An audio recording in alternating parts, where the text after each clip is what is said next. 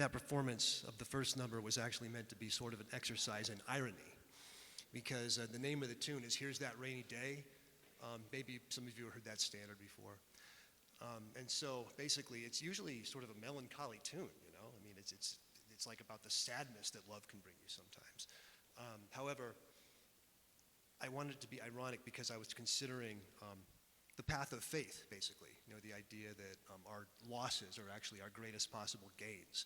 The idea that when we think we're giving something up, actually the love of God is overwhelmingly replacing it all the more.